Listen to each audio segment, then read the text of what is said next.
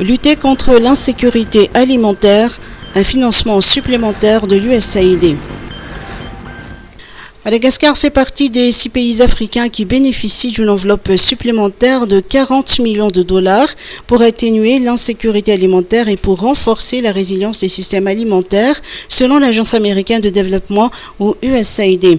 Ce financement permettra d'accroître les investissements à Madagascar, au Mozambique, au Malawi, en Tanzanie, en République démocratique du Congo et en Zambie. Il s'agit de soutenir les efforts des exploitants agricoles traditionnels pour augmenter leur rendement et pour limiter l'impact des conditions météorologiques extrêmes.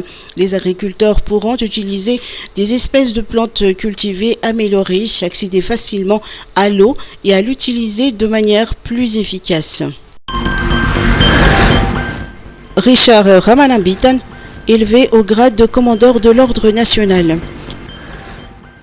Richard Ramanambitan a été élevé au grade de commandeur de l'Ordre national malagasy à titre posthume lors de la levée du corps ce matin au parvis de l'hôtel de ville d'Analakel avant son inhumation.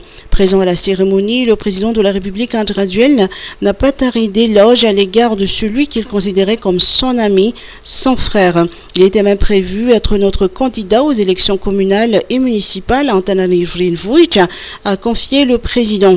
L'ancien sénateur Richard Ramanambitan avait été nommé PDS pour remplacer Nana Dietsitwen, maire d'Antananarivo, nommé ministre de la décentralisation et de l'aménagement du territoire. 5 mois après sa nomination, il a été remplacé par Arlala Ramanantsoa.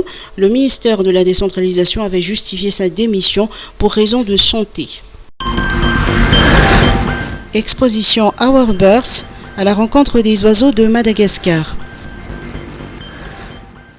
26 tableaux sont exposés au Flow Gallery Event représentant des portraits d'oiseaux que l'on trouve à Madagascar. Ce sont les œuvres de l'artiste plasticien Yanji Arandiamandjous qui est de passage à Madagascar. Intitulée Our Birds Univurtsika, cette exposition a débuté le 13 septembre dernier et se poursuit jusqu'au 21 octobre prochain. Yubi Rabardjan en est la curatrice. L'artiste Yanji Arandiamandjous est convaincu que non seulement les oiseaux portent le symbolisme de l'adaptation, de la résilience et de la continuité de la vie, mais ils jouent également un rôle important dans l'équilibre de l'écosystème et apportent leur magie dans notre vie par leur beauté et leurs multiples attributs qui font décoller l'imaginaire. Les supports choisis sont exceptionnels, à savoir le lambaland ou lamba akutfan, le papier intémour, et aussi des canettes aplaties ramassées dans les rues des États-Unis et recyclées pour le geste de sensibilisation à la protection de l'environnement, y compris les humains et les oiseaux. L'artiste plasticien Yanji Arandiamandjous vit et travaille aux États-Unis, artiste communautaire, peintre et muraliste, designer graphique et éducateur. Il enseigne également l'art à l'Université de Nevada, Las Vegas, utilise ses œuvres d'art comme outil éducatif. Rugby W15-3, les Ladies Maki quitteront Madagascar demain. Les Ladies Maki sont fin prêtes pour affronter ces 3 adversaires au W15-3 qui se déroulera à Dubaï à partir du 27 septembre. Après quelques mois de préparation, l'équipe nationale malgache dames de rugby à 15 quittera le pays demain pour rejoindre les Émirats arabes unis. Les Ladies Maki débuteront contre l'Espagne le 27 septembre avant d'affronter Hong Kong le 4 octobre. Elles termineront les phases de poule contre le Samoa le 11 octobre.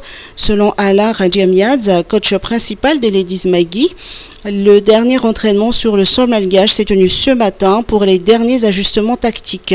Les Malgaches devraient affronter les Kenyans pour un match amical ce vendredi.